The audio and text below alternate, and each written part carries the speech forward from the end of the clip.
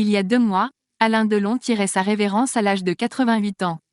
L'acteur partit sereinement, chez lui dans son domaine de Douchy, désormais sous surveillance 24 heures sur 24, était entouré de ses 3 enfants et de son chien. Si la vie a repris son cours, l'absence est toujours douloureuse pour les proches de l'acteur mythique à qui plusieurs hommages vont être rendus. Parmi eux, un ciné-concert prévu le 8 novembre prochain au Palais des Congrès de Paris.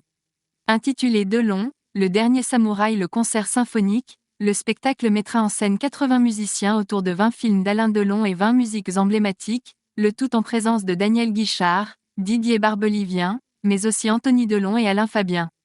Delon, le dernier samouraï, le 8 novembre prochain au Palais des Congrès. En attendant ce rendez-vous très précieux, Anthony Delon continue d'honorer la mémoire de son père.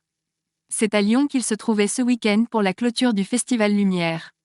La dernière journée avait pour but de rendre hommage à Alain Delon grâce à la projection du film Plein Soleil de René Clément dans lequel il donne la réplique à Marie Laforêt.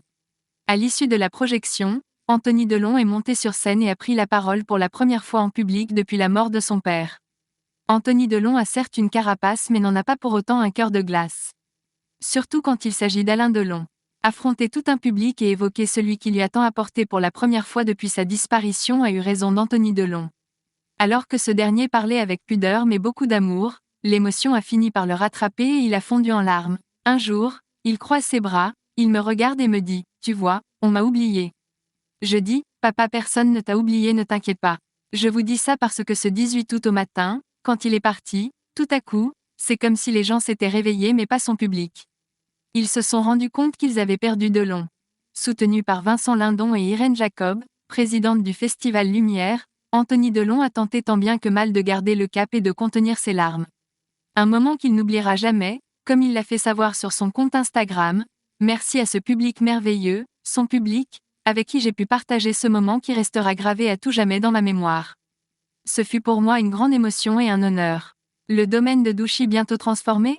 Si 2 mois après le départ d'Alain Delon, son absence est encore difficile à vivre, ses enfants ne cessent de lui rendre hommage et de parler de lui pour entretenir sa mémoire.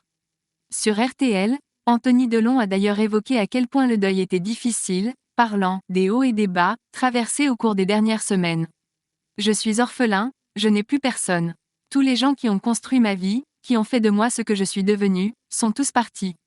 Il faut du temps pour s'habituer à tout ça. » En plus du concert symphonique au Palais des Congrès de Paris prévu en novembre, Anthony Delon est en train de réfléchir à un autre moyen de rendre hommage à son père. Toujours sur RTL, il avait confié le projet éventuel de faire de Douchy un lieu public. « J'aimerais que ça devienne un musée. Je pense que ça lui ferait plaisir. C'est compliqué, il y a 55 hectares, mais on peut découper, on peut faire des choses. J'aimerais ça, comme Gainsbourg, comme Gabin, comme d'autres. »